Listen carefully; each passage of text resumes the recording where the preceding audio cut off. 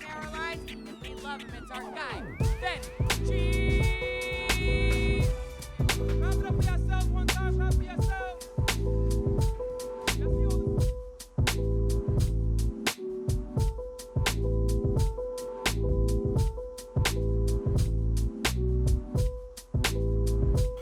Everybody, welcome back to the Fen and Friends podcast. We on episode number 3, and today, boy, do I have one of my great friends for you today. This man is no other than a comic. He's a producer, he's an actor, and he is a comedy club owner. Everybody, clap it up right now for my good friend, Jamie Roberts. Jamie Roberts in the building.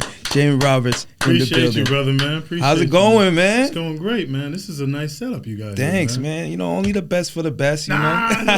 No doubt. Man, I got so many, questions to, dive in deep to, ask you, man. Mm-hmm. But, most importantly, first, I just want to say how you inspired me. Okay. I met you about, I want to say, 8 years ago, you know, doing stand-up through Ray DeJean and everything like that. And I was like, whoa, this guy's killing it. And then I seen you doing the acting stuff. And then I was like, this guy's killing it again. And then now you're doing the comedy club owning stuff. I'm like, oh, I can't keep up, you know. Well, it's not about keeping up. You know what I mean? It's not keeping up. It's just about, you got to keep moving forward. Yeah, you know, when some people, when they see that, they'll hate on another person, right? But when I see you constantly reaching goals after goals, I just want to say, to me, it's inspiring. It's it's motivation. When I see you on the Paternal sitcom, I was I texted you. I was like, yo, Jamie, I just see you on TV. Or when I see you on Power, you know, it's stuff like that. When I see my peers doing amazing stuff, it makes me feel like it's right there for the next person. That's right. It's attainable. Yeah. You know, it keeps that drive in you. You know what I mean? And the thing about doing these different things, it keeps you relevant as well. But you got to focus. Mm-hmm. You got to focus to get to those things. Mm-hmm. You know, when I first started comedy, I didn't know what I wanted to do. I just knew I was funny. I wanted to get on stage. I didn't get on stage with a focus, with a purpose. And then I started figuring it out piece by piece. I worked under Talent. You know how big Talent in the business. Talent. He showed me a lot. I learned a lot from him. I learned a lot from Kenny Williams, Drew Frazier as well, as far as hosting and stuff like that. Mm-hmm. But, the business side of comedy, people don't know. Yeah. And they get got. Yeah. You know what I mean? And it's I didn't want to be that guy. So I had to learn the business side of it. Would you say, for comedy, stand-up wise, did you catch on, very fast? Did you? Oh, no, man. I'm still bombing to this day. Did I catch on fast? No. It's always a learning process. True. You know what I mean? But as far as you can't teach funny. Yeah. Right? You can teach someone how to write a joke, but you can't teach funny. And we're funny in some kind of way as comedians, but you got to be able to formulate that and put it into a set so people can take the ride with you. You know what I mean? They can go along the storyline with you. And that's what stand-up comedy is. It's a monologue. You're talking to the audience. It sounds like a conversation. Even when you're riffing, when I'm hosting, when I'm riffing, I already know where I'm going with it. But the audience thinks it's straight off the top. I've been doing this 20 years. Yeah. So there's material in the audience when I see them walking in. They don't even know the material. You already lined them up. I'm already lined them up. They're in the crossfire. You know what I mean? But it's, the way you deliver it. So it's not as much as a punchline. It's more of a conversation. So with that, all right, that comedic acumen, with that business acumen that you have as well, what did you see that was missing that caused you to create the first Black-owned comedy club? You know. Well, there was a lane that was missing. To give you a little bit of background, I graduated with an accounting degree from Hampton University. Right, so I had the business in me. Nice. And then when I started producing my own shows like yourself, you're on the other side of the table. Now you're not just receiving a check; you're cutting a check to your peoples, right? Supposedly, you're supposed to be paying these. Yeah. You gotta pay them. You gotta pay some of them. I'm only 5'4". I don't want no problems. They getting paid. Some of them don't deserve to get paid though. True. Real talk. You know what I mean? They gotta earn it. They gotta earn it. It's not they don't ever deserve to get paid. They gotta earn it. Yeah. You gotta get the stripes. Yeah, you gotta earn your stripes. You gotta put it in. But what I saw, especially opening up a comedy club, was that there was a need that needed to be fulfilled. But you did it. Hold on. You did it 2021. Yeah, man. During like pandemic. It was the end of it. Like just when the world opened back up. Yo. And the reason why we did it is because there was people still getting shows and getting books. But it wasn't a lot of people that looked like you and I. True. That was getting opportunities. True. And I've always been the person to try to control my own destiny. I always like to set the table for myself so I know what I'm walking into. And the clubs, they only pick a certain amount of you and I to be on the stage at night. Correct. And if they give us a night, it's nigga night. Yeah. You know what I mean? Yeah. They give us, one of the rough nights. They give us, Tuesday night at midnight or some shit like that, right? I used to run a show Sunday Night Live. On Sundays. On Broadway. It Packed out. Yeah, it started at New York Comedy Club, went to Broadway, and when I started at New York Comedy Club, Al Martin, the owner, shout out to Al Martin, he gave me an opportunity. I appreciate him all day for that. He asked me, you think you get people here on a Sunday? I was like, yeah, why not, right? Why not? First night was great. Second night, canceled show. Yeah. Nobody. It'd be like that. It'd be like four that. people. I had to apologize to all four of my friends. Because it was all my friends. Yeah. All four of my friends showed up. Nobody came. Third week, just kept being consistent with it. Build it. We ran it for 10 years. I think that's what people don't realize is that every show, every produced show, you got to treat it like the first one over and over. It's a constant grind, Yeah, you can't keep going back to the same pool of people to try to get to every show. Because, first of all, people ain't got money like that. They don't have time like that. And they may not even think I'm funny like that. So then you learn new ways to market, new ways to strategize, all of that stuff. What I learned, though, with comedy, it's about your branding. It's all about branding. With any business, per se. You're a comedian, you're a business. Yeah. You're a business. You carry yourself as such. Spin the Block is a business, right? It's a brand. Correct. And you got to be able to align your brand with winners. You got to be able to align your brand with people who see your vision. Hence the winner right here. Hold on. Right, but not everyone's going to see your vision. And when sometimes say, yo, they hating. They're not hating. They just don't see your vision. Yeah. You know what I mean? Oh, he's doing this, he's doing that.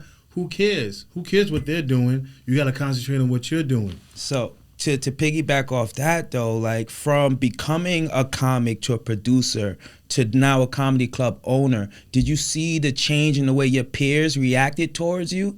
Yeah, to a certain extent. Yeah. They still know I can hold my own on the stage. That's not a problem. But, the opportunities that I used to get aren't there anymore because I'm not doing those shows anymore. Yeah. So now they're asking me for the opportunity at my club, which I love. You know what I mean? Yeah, come through. Come break bread with me. I would love to see you succeed at my club because this is why I built it. I didn't build it so I could be on stage every night. Literally last night there was a show and I gave my spot up to somebody who's new in the comedy world because they keep coming around and I don't have a spot for them. Right? But last night I was like, yo, I was speaking to the producer. I was like, the producer's Kenny Warren, my guy. I was like, give this person my spot because they're funny and they always come around. But when they come around, I don't have room for them. And I don't want them to be deterred from coming to the club. You know what I mean? Because it's a grooming environment. So if I don't have comedians like yourself come through, I don't have a club. True. Any club in the city, no comedians. It's just how we got the writers' strike and the Screen Actor Guilds strike. If the comedians strike, there's no clubs working.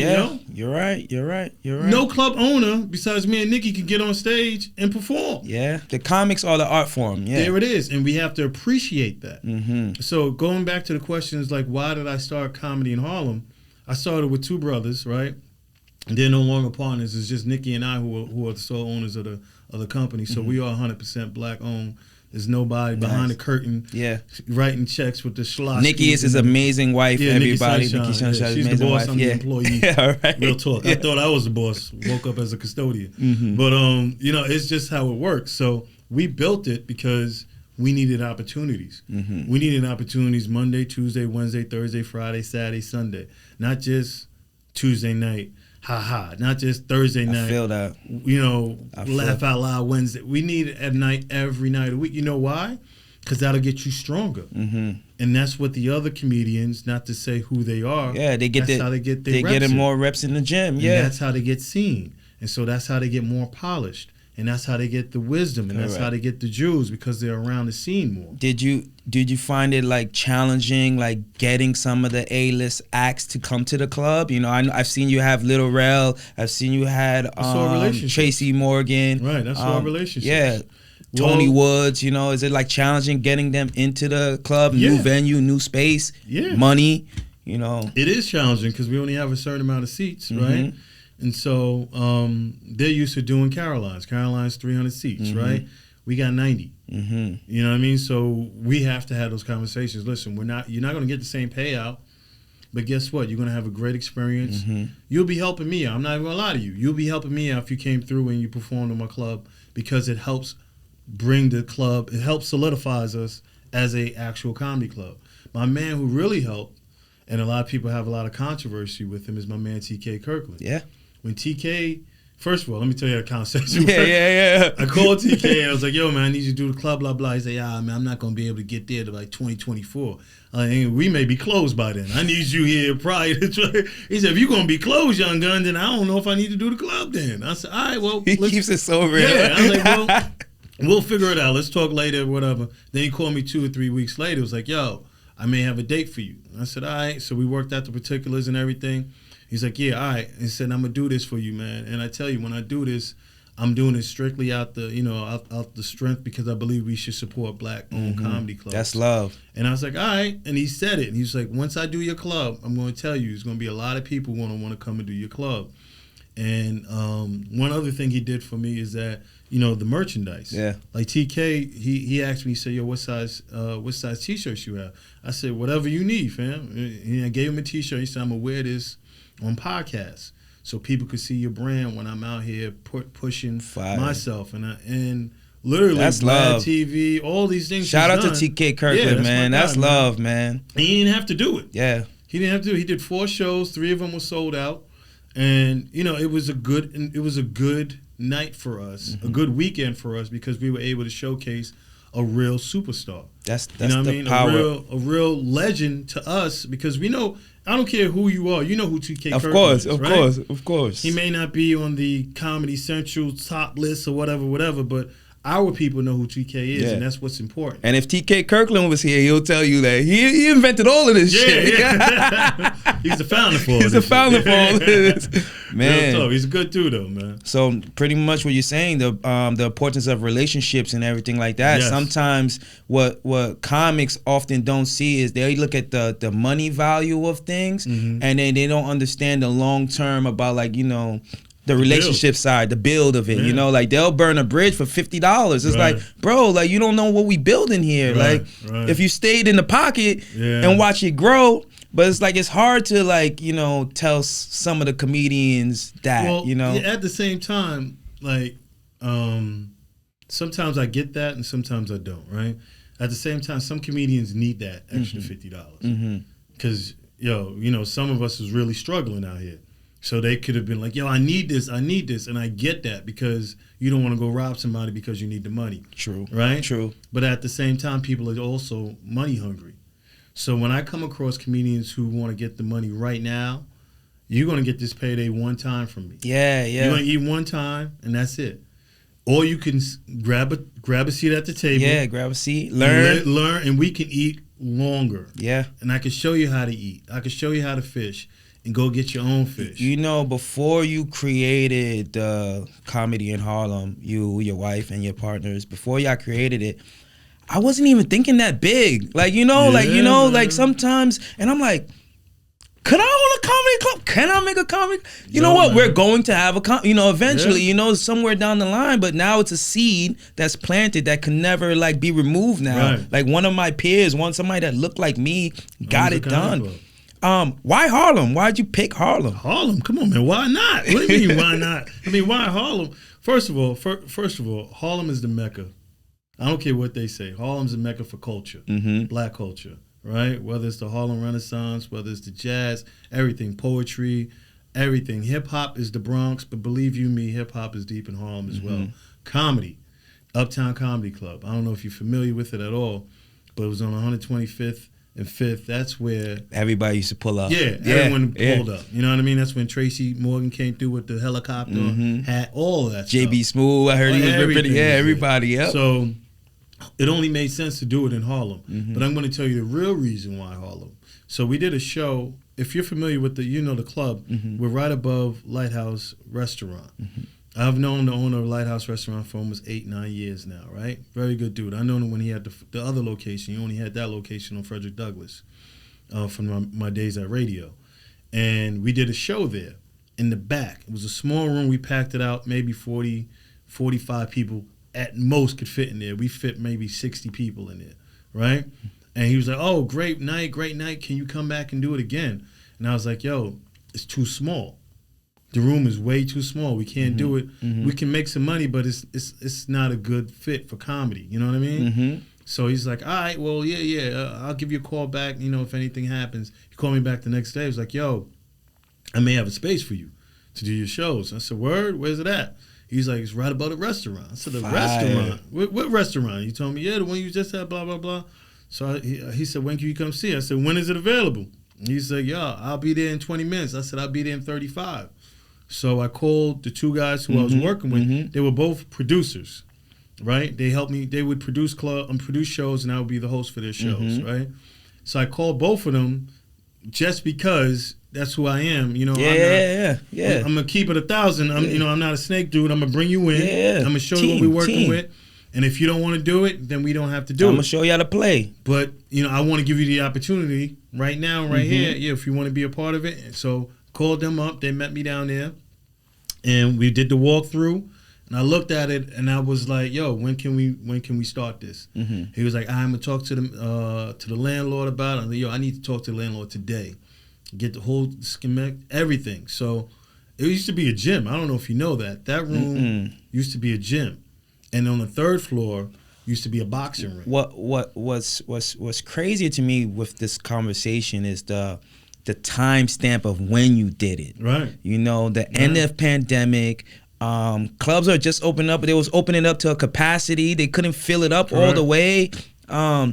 What was the fears, the anxieties, like, The money. What do you mean? Yeah, like shit. Like, we that's about to put out a lot not of money. Easy. Yeah, we about to put out a lot of money for this, man. And it's an investment, but it's an investment in us. Usually, all the time that you're putting in, and no knock to anyone who's at all these other clubs, because I had to do the same thing. I had to learn comedy. But you're investing in somebody else. You know what I'm saying? True. You're investing in somebody else. And I spent 10 years downtown.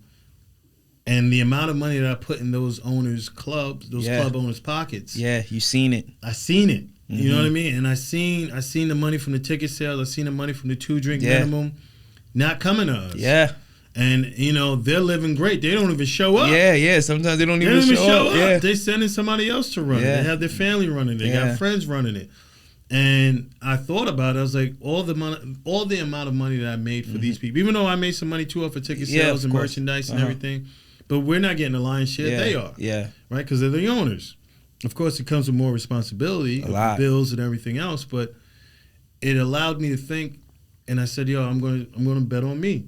Yeah. I'm going to take the chance and say, yo, I want to do this, and it's for the culture." Are you like a spiritual guy? Like, how's your faith like through all of this? Or like, I know you have your lovely wife with you and everything, but like, I move off of energy. Yeah, you move off energy. I'm not a big spiritual person. I do believe in a higher being, God. Yes.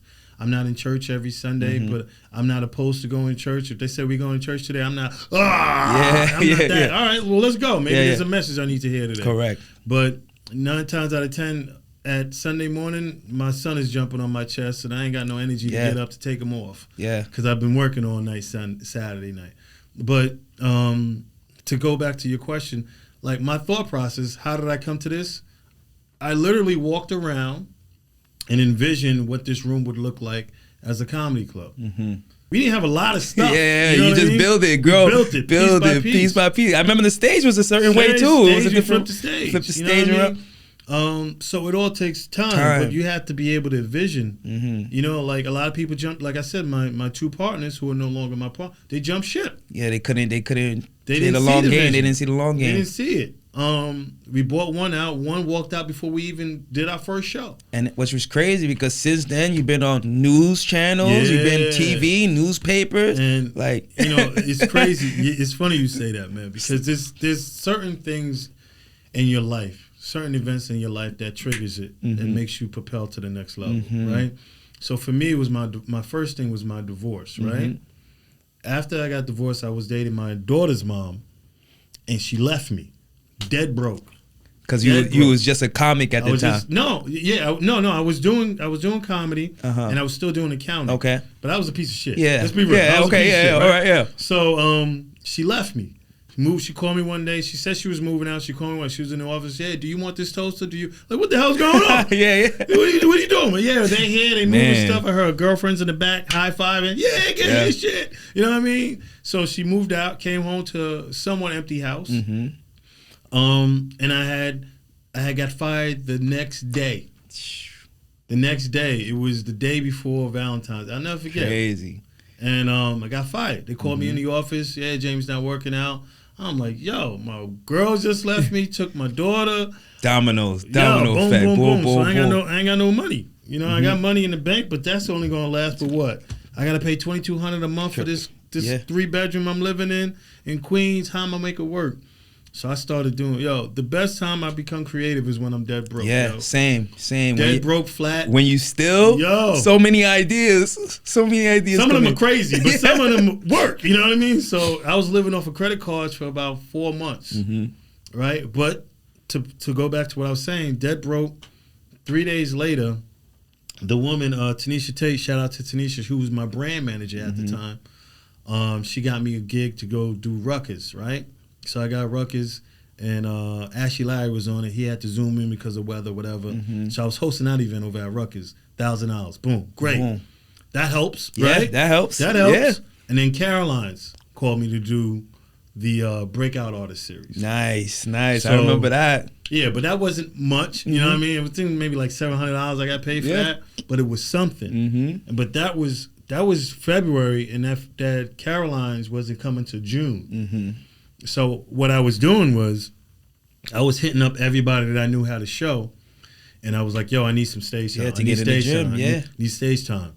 I wasn't even asking to get paid, but they was like, yo, you've put money in my pocket all these years. I got you. And they didn't even know my situation. Yeah. But that's how things start flowing in space. You know what I mean? Constant motion, you know. So I went from doing 2 spots a week, 3 spots a week, to having 7, 10 spots a week, paying $75 to $100. So it started catching, I was able, not making the money I was making as an accountant, but I was able to stay afloat somewhat. You had every chance to, while the dominoes was falling, to just quit and give up. Yeah. And you didn't, you kept staying in motion. From stress, don't get twisted. It'd be like that. I was stressed out, When I went to pick up my daughter, my baby mom was like, you okay? I was like, don't worry about it. Just give me my daughter. Give me my daughter. We out of here. Don't ask questions now. Yeah, ask questions. We was taking the microwave. You know what I mean? But that's how it was. So I was able to really just sit still and just think, what is the next steps? What's the next steps? And then I got a job in radio that August. And when I did the Carolines, Nikki, who's now my wife, she came prior to the show and put flowers in my dressing room for me. We were just friends. Yeah, nice. Just as hey, I see you, because I was doing hole in walls. When you was in the radio, did you say on the air to your ex, you shouldn't have left? I'm on the radio. But I wasn't on the radio like that.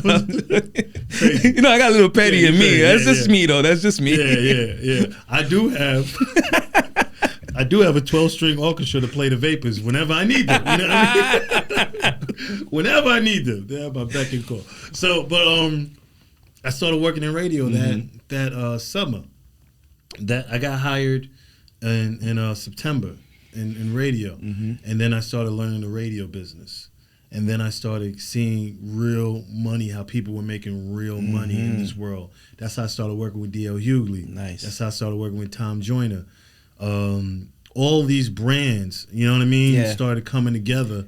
When you see that other side, it's like it's hard to be an employee. It's hard to just like not dream bigger, not see Right. big when you see it. Right. Like, you know what I mean? Like I've Right. seen what like talent made after a show, and I was like, wait a minute, where's my merch? Right. You know, Right. like what am I doing? It's a lot of little things that people bypass. Like I always tell comedians, you know, if you're doing a show, come and see the show. Yeah. If you can. Come play. watch the show. Hang out after the show. Mm-hmm. Because you can meet a lot of new fans that way. Yeah. And you can learn some things as well. A lot of comedians are always antsy. They want to go outside and smoke. They want to do this. You're not really you're not in class. You're missing that connection. Yeah, you're not in piece. class. And You're just showing up to do the work and you're gone. Mm-hmm. And the work is incomplete. Because you're not getting the lesson. You know what I mean? And that's why sometimes, like, you know, as producers, when we're booking comics and they like, you know, they ask for a certain amount of revenue or a certain amount of pay, it's like, when you put your name on a flyer, like who's gonna come out to see just you? Correct. And I'm saying to say this because they missed that opportunity of people coming out to see just them if they stuck around and shook a hand or said thank you or gave a hug or say, you know, they missed that. They got 5 more followers every show. My thought process is that you're a politician as well. You know what I mean? You got to shake hands and kiss babies. Of course. Right? And that's how you get your fans. To go back is like when you have these like, I feel like the comedy game always gives you small wins to like keep going, you know, to keep going and keep proving yourself. yourself. Fam. Yeah, It's a right. drug, man. So when the first partner left and then you got the news radio, I know, did they try to come calling back or did they kind of just they got to eat that? Yeah, you got to eat that. Yeah, you got to eat that. And it wasn't like it wasn't bad terms when the first partner left. It was because he tried to come in and take out lights and fans. Yeah. I'm like, yo, dude, it's 2 days. Yeah. 2 days before the show, you trying to do this now? Yeah. And I was like, you know what? So I just like I always do, like, what you need? Yeah. Leave this right here. You ain't touching nothing. What you need? And you figure it out. Yeah. And he's like, I need this amount of money. Here you go. I feel and so now we're good. We're squared away, right? We're good. Leave all this around. And now I'm done with you as far as the business side of this is done. And when you do it like that you can't come back. You're gonna have to buy yourself it now. You know what I mean? And while we was talking, we stumbled upon like, you know, relationships and stuff like that. Like, how was before obviously the divorce, but like what was your take on like relationships during this comedy field? Because to me it's tough, like, you know, and maintaining a relationship? maintaining a relationship during comedy, and like to see you in a happy, like, you know, loving marriage now is like they didn't know about the divorce part before, you know what I'm saying? So it's a struggle, you know? Yeah, well, the thing about relationships as a comedian or as an entertainer, any kind of business that keeps you out of the house is that your spouse has to understand you're out of the house. That's an understand. You know, that you have to understand that. My job requires me not to sit around and watch Real Housewives of America with you. You know what I mean? My job requires me to be on stage. So the funny thing about that is my first wife, she loved comedy. But she just hated when I was always out doing comedy. Yeah. Comedy looks so much fun. Our job looks fun. But they don't understand that that's networking, that's being out, that's politicking, you know, all of that stuff. But why are you not home? I was out working, trying to get funny. And so I had moved down to Atlanta with my ex-wife at the time. We just had a baby, my son, my oldest, right? And the Laugh-A-Palooza, I don't know if you remember that. It was Jamie Foxx's Laugh-A-Palooza they used to do down in Atlanta. And everybody from New York came down to Atlanta. So I'm seeing Corey, I'm seeing Leslie, I'm seeing everybody who I used to. It's right there. Right there. And they're performing. You know what I mean? Mark DeMeo. They're performing at the Punchline. Yeah. And I'm an outsider now. I'm not with them. You know what I mean? I'm like, yo, this is crazy. I got to learn how to do comedy here in Atlanta. And this was before Comedy in Atlanta was a big thing. You know, you had your little spots, but now comedy's real big in Atlanta. Right? Huge. Before you had your little spots here and there, but it wasn't as big as it was. So I started going out, figuring out these rooms. I started working with like Drew Thomas. There's a lot of different people down there. And I learned the Atlanta comedy scene. And it came a point where I had to say, I want to get back into this. So my ex-wife at the time, after she graduated school, she said she wanted to move back to New York. I said, the only way we're moving back to New York is if I can get back into comedy. Because when I left, you was done. No, when I left New York, I was almost right here, man. Sheesh. I was working with talent every other night. I had my own show. You know, I was running Latino Laughter. It's like The Alchemist. I don't know if you read that book, yeah. but like he was stuck, like not stuck, but he was there, and if he didn't leave, It would have been a wrap. it would have been a wrap. So, but I had to tell that was a bargaining chip. We moving back to New York, then I'm doing comedy again. So she was like, all right, whatever. Yeah, you can do anything she was saying for just because she wanted to get out of Georgia. We moved back, Super Bowl weekend. The Giants won the Super Bowl, 2008, right? And I didn't do my first produced real show until August. And that was the first night I brought back Sunday Night Live. I started doing Sunday Night Live. And it just grew from there, 2008, and we just ran with it. Shout out to Tino, Esteban, Romero, IG Bum. That's who I started Sunday Night Live with. He quit on me too. He quit. He quit after like the third canceled show. Yo, we had out of the 10-year run. It be spooked. Like they don't understand. Like it's not always gonna be home runs. Like I remember. Everybody used to say, Fen, you know, your shows are doing good, you know, do a show on the weekend, you know, because I was doing like Wednesdays and Thursdays and Tuesdays. Nice yeah. Right. So it was like, yo, do a show on the weekend. It's gonna be even more packed. It's gonna be sold out. Man, I did a show on a Saturday. 4 people came because you know now they got options to do brunch, to do whatever, and I wasn't a draw yet, you know, or the draw that I would like to be to require your Saturday or Sunday. So it was tough, you know. Right. And then clubs will be like, oh, you can't do Saturday. And then they'll start like asking you to produce and stuff. Like, they give up too fast is what I'm trying to say. Right. When you don't produce the level of numbers or whatever. But you're absolutely right. So, you know, he quit on me after the third canceled show. And that was the last canceled show we had. We only had 3 canceled shows through a 10-year, and it was a weekly show. So, you know, some shows were 15 people, but some of them was 100 people. You know what I mean? But it grew and it grew and it grew, and that's how I started gaining all these different relationships because I had a show that people wanted to be on. And it wasn't just a black show. It was a black man running a show. Yeah. You know it was a comedy show, diverse comedy show. Yeah. It was a melting pot that we did at New York Comedy Club and Broadway Comedy Club. I remember you got me on that show. I appreciate it. No, I appreciate it. Opportunities. I appreciate it. I think I pressed you too. I was like, yo, everybody's coming in here. That's what we have to, you know, that's talent taught me that. You gotta give people opportunities. I appreciate it. And that's how you stay relevant, and that's how you feed the game. Yeah, and to see you bringing it back to Comedy in Harlem too. It's like it's full circle, you know. It's so epic to watch, man. And then like just to tie on to the relationship one more time is that to see that you're in a relationship now, well, in a marriage now, that y'all running a business together. Oh, yeah, that's crazy. Like, how is that? You know, crazy. Like I'm talking about that in my 40. I'm doing 45 minutes of Just Jamie on November 4th. Shameless plug, right? And I'm talking about that, real talk, because I'm used to having a break. Yeah. In a relationship, there's no breaks, yo. There's no breaks. There's no breaks. It's business. When I go to sleep at night, I wake up, I go to my job. Guess who's at the job? My wife. Yeah. My work wife is my wife. That's you know what crazy. I mean? So I come home, it's the same thing. Yo, we wake up talking about the club, talking about what we got to get done. Yeah. Boom, boom, boom. It's a beautiful thing because now I have somebody who understands my business. Yeah, understands the late nights, understands what it takes to get this done. And she's in the trenches as well. You know what I mean? She's still performing. She just did her one-woman show this past weekend. 2 great shows. Dope. You know what I mean? Beautiful. So she understands what it is. It's not just, oh, you only came over with $75 tonight. You know, we fighting over the check spot. Yeah. You know what I mean? You do the check. I do it. You know? So she gets it. I remember going on the road with my ex at the time, and we went to like, I want to say it was like Atlanta.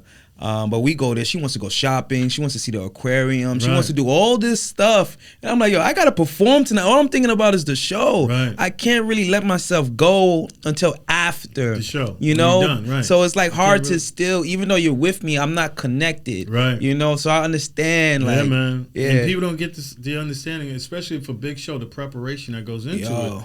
If you're out of town, you got to represent. Yeah. You want to be invited back, right?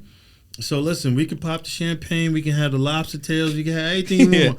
Let me just finish this 20 minutes, and then I'm done. Yeah, after. And then we can pop. I'll bring the lobster tails to you at the table. Imagine bombing and you still in their city. You still 2 nights. You got the second night, yo. They call you, yo, listen, we got a replacement for you. Yo, what do you mean? We gotta secure the win. Yeah. Gotta secure the win. And they have to understand that. Yeah. So Facts. yeah, that's why sometimes it's always good to plan an extra day. Mm-hmm. So if you're going out of town, right? You go the show's Thursday, Friday. Maybe you stay Saturday to do everything she wants to do that Saturday. Yeah. Or Friday, Saturday. Maybe you stay Sunday so you could I'm do gonna the take aquarium. heed to that. Yeah, I never thought of that. That's smart. If you have time, you have the resources to do it. You know what I mean? So they understand because you do have to dedicate some time. True. If you don't dedicate time to your relationship, it's going to be gone. Yeah, real talk. I still have to dedicate time to my relationship. I still got to date my wife. Yeah. Even though we're both married to the club. Yeah. We still gotta date. We still gotta gotta bring the flowers home. Still gotta tell her she's beautiful. She is beautiful, but still gotta tell her that she's beautiful. Understand that she is appreciated, because those things matter, and they keep you. I feel like when everything is good at home, it's like a boxer. When everything is good at home, you can be your best self outside on the stage and flourish. You know. Yeah. So that's dope, man. Yeah, man. We work together. So if there's and I move off of energy. If there's negative energy, I can't perform. I can't perform. She's in the corner slamming the register closed. Yeah. You know what I mean? I'm like, yo, saying, somebody else, where the boo coming from? It's from y'all. You know what I mean? Yo, someone else come host this shit. I gotta handle my marriage. You know what I mean? But yeah, it's rewarding, and it's also.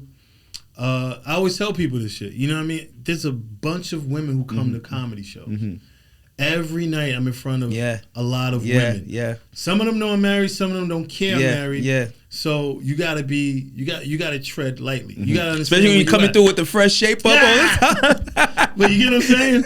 So you gotta understand what you're walking into. You gotta be like, if I couldn't do this 15 years ago, I'd have been trying to smash everything that came through the door. Yeah. You know what I mean? Because I was just like, yo, I didn't care. A level of maturity and understanding the big goal and stuff like that is it definitely comes with time, with age, wisdom, all of that and stuff. It also comes with consequences. Yeah. I lost half my shit my last marriage. You know what I mean? I'm not trying to do that again. You lost the fucking toaster, bro. That shit was big. You had Pop-Tarts and no toaster, man.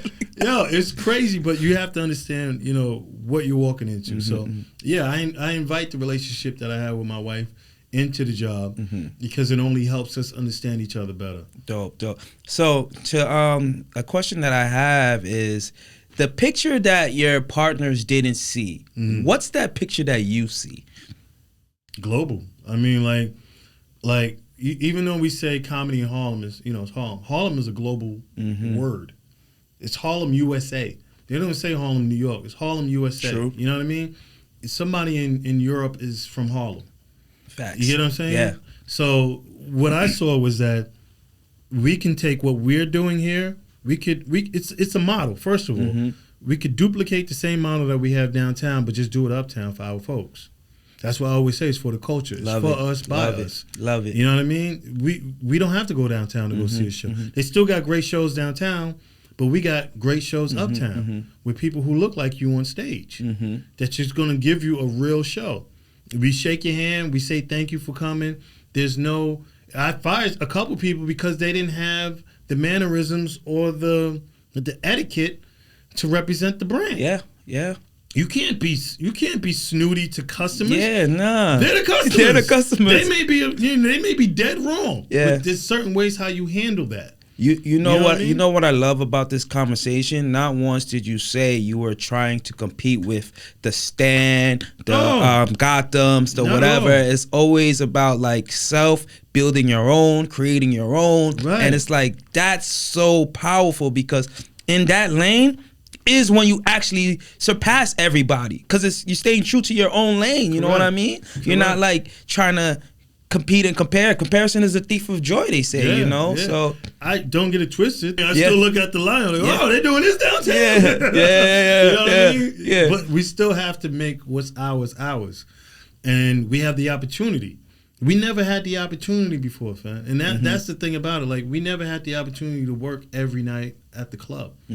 They're giving people more opportunities, but you got to have stellar credits. You got to have, you got to be in. You got to be able to sit at the table. Yeah. It's a lot of little things that stop younger comedians from getting ahead. And the only way we're going to get better is if we include a lot of us. A lot of us. We're not in the writing And you're rooms. doing it, man. You do open mics. You have auditions. You have a lot of countless shows, like every day of the week, I believe. You know, we're open 5 nights a week. 5 nights a week. Yeah, so we're not open Tuesdays, and Sundays is a toss up. So, but we're open 5 nights a week, and we take pride in allowing people to come in and produce shows. Yeah.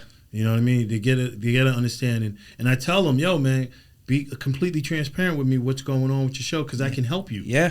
You know, I've been doing this for some time. For a long time. So don't, tell me what's going on, and I can help you. I'm not going to give you the farm, but I can help you raise your chickens. You know what I mean? So you can actually get your eggs, milk the cow, and you can eat for a long time. But people, the comedians, we're weird. We're weirdos. Yeah. True. People don't want to understand that. We're weirdos, man. True. You got to be a little bit weird to get on stage to talk about your shit. Yeah. You know what I mean? Yeah. We're a little bit weird. We're not always self-centered. We don't know how to communicate properly. I agree. Some of us are, depressed. You know what I mean? That's another thing that we don't really talk about. But that Comedy in Harlem is an institution for us. Yeah. That's why, again, I keep saying it. Opening your club during COVID, during pandemic, while everybody's losing jobs and everything, you're like, no, I'm creating more jobs. That's phenomenal, man. Yeah, it's what it is more rewarding to see comedians like yourself. You know what I mean? You've built your brand, and to see you come in and support the club, this is what we need. You know what I mean? Kenny Warren, he built the Grizzly Pier. I don't care what anyone says. Facts. Him and Gay, that's facts. He built the pier. I agree. And he did a show last night at the club. That's more rewarding than anything I can, I can think, because it's not like I'm stealing producers or anything, but I'm allowing them to actually do what they love to do. Smokey shot a special there. Danny Deuce shot a special. Jared there. Kelly. Yeah, Gerald Kelly, him and his sons. You know, phenomenal what you're doing, man. But it's just people have to understand, if we don't have opportunities to grow, we can never grow.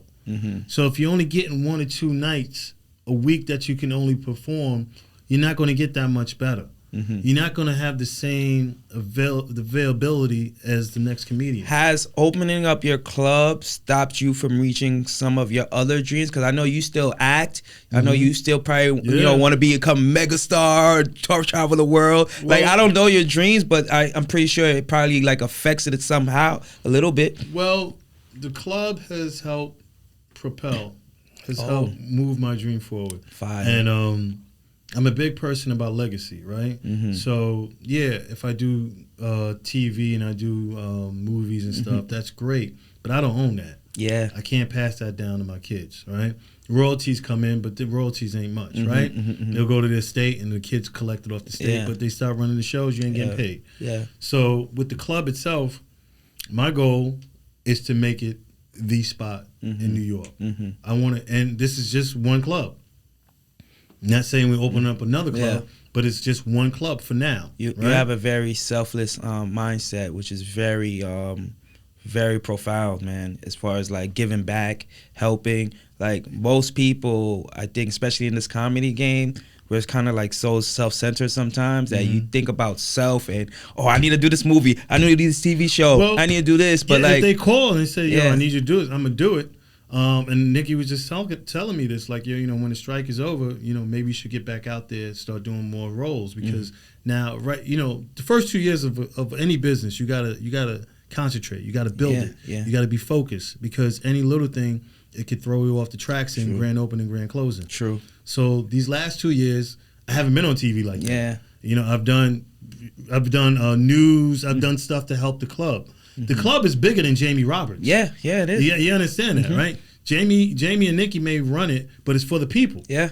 I say this all the time. This club is for y'all. Yeah. This is not for Nikki. I feel at home every time I'm there. I feel right at home. That's what we want, people to come in and feel welcome, whether you're white, black, Asian, whatever you are. Come in and feel welcome. Because there's a lot of places you go and they look at you like, what you doing here? You got a spot here? Why you here? Yeah. You know what I mean? Yo, calm down. I'm still a fan of comedy. Yeah. I like to see my people's work. You know what I mean? And it's that type of atmosphere is not conducive to learning. It's not friendly. It's not family. You know what I mean? And when people come in, first of all, you're walking through an alley to get into the club. Yeah. It's dark. Yeah. Rats ran across your foot. I don't know, right? So when you get upstairs, you want to be greeted like, yo, what you doing here? No. You want the love. You want the love. Peace, fam. How Peace, you doing? How's it go? Yeah. Thanks for coming. Welcome to Wakanda. You know, thank you for coming. Look around. Bathrooms are here. Go sit down. Someone come and take your drink. Order in a minute. You want to sit in the back? Yeah, we got you. Good. Yeah, bang. We got food. Yeah, you know. So it's that type of family feel that we want to build, because if you put that energy out there, I don't care if you bring in 6 thugs and they get that energy, they ain't gonna know how to act. You know what I mean? I was gonna kill y'all niggas, but you know what I mean? You can't check it. You know what I mean? So Yeah. It's that type of energy that you want to put. Don't get it. We still got security. Yeah, of course. Things happen. We are in Harlem. Things happen. You know what I mean? But we want to make sure that people feel as comfortable as possible when they come through those doors. And you're not the first to say that they feel like they home. Man, when I was getting ready for some of my big shows at Caroline's, The Stand, or whatever, you always gave me about extra time to prepare. You know, most people only get like 5 minutes, 7 minutes, 8 minutes. You would just leave me up, and I'm like, when am I getting the light? You know, and I think that's phenomenal to have a place where we can just stretch, grow, and become great. You know, compete with all, you know, everybody. I learned that from downtown. So when I used to run the shows downtown, the club owners or the bookers would call me like, hey, we got such and such, and you know, they're running their TV set. Can you give them 5 or 7 minutes to run the TV set? And I'm like, TV set? You know, now I started learning that they were getting the Lettermans, they were getting the late night shows, but they were getting these shows because they had representation. And it's the club owner calling the booker, calling the producer, give this guy some time. Yeah.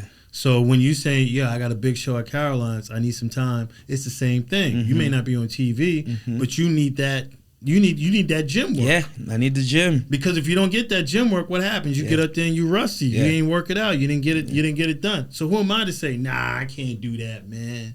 I ain't gonna put you up, man. That's blocking. Man, that's love, man. That's love, blocking man. That's love. That's blocking you from doing what you need to get done. On the Fen and Friends podcast, we have like a couple segments, right?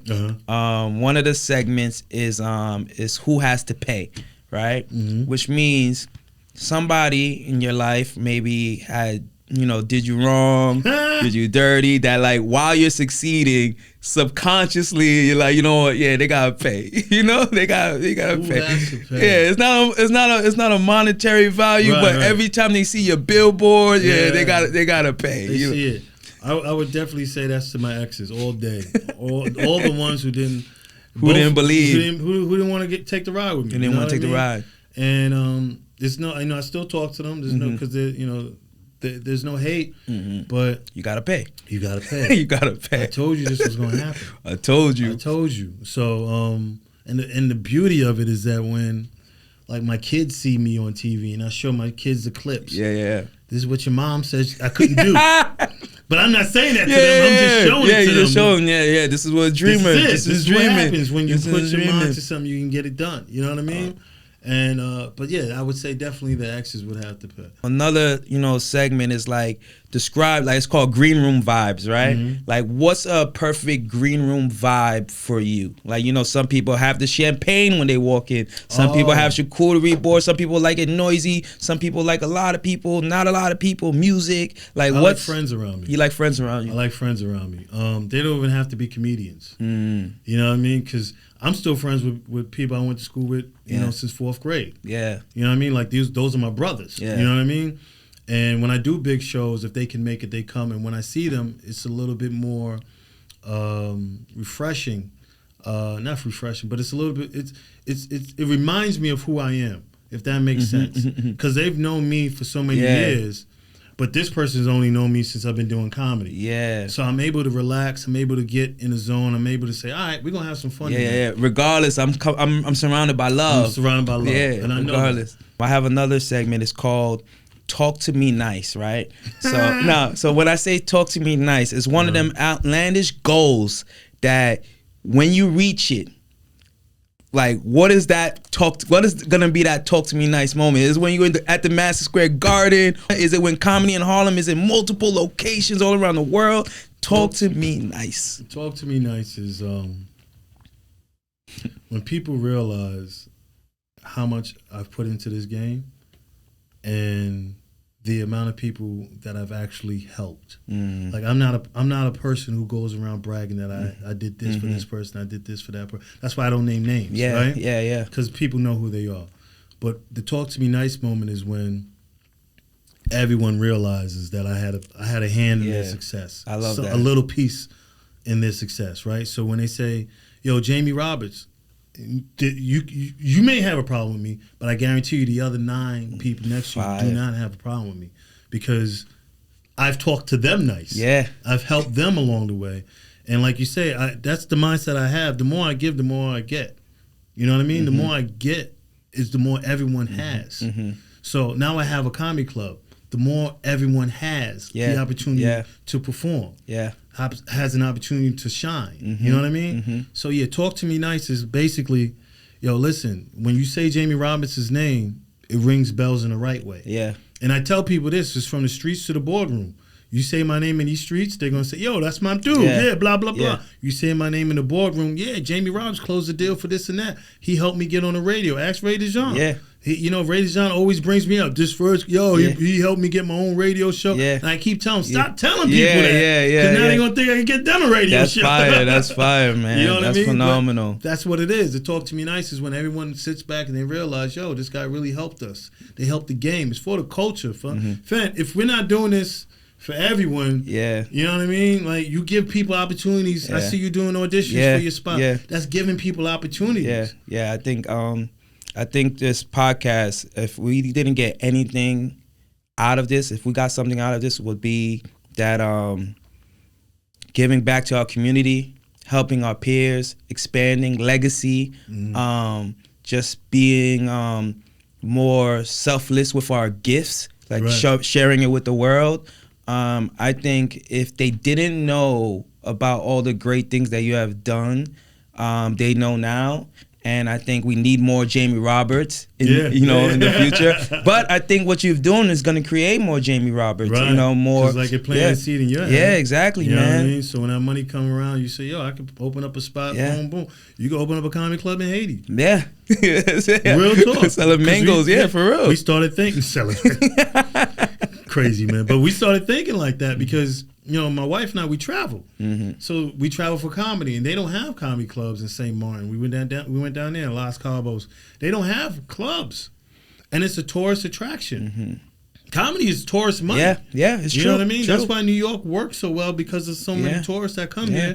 If you go to these clubs downtown, it's filled with tourists. Cruise ships, all of that, tourists, comedy clubs. You have to understand, the seed is what I'm saying. Yeah, maybe one day I'm dead serious. Maybe one day you will open up a comedy club in Haiti if they don't have it. Yeah, definitely. You know what I mean? Why not? Why not? You find a need and you fulfill it. Where's the void? Where's the void? I wouldn't go open up a comedy club right next to the Stand. Yeah. Why do that? Yeah. You know what I mean? I'm competing right next to them. Yeah. There's no need there. Yeah. You know what I mean? Phenomenal. There's no void. Phenomenal. Harlem, is there a comedy club? Now there is. You know what I mean? Now there is. And my man he'll tell you straight up. He doesn't own a comedy club. Yeah. Omar Thompson. Yeah. Studios, right?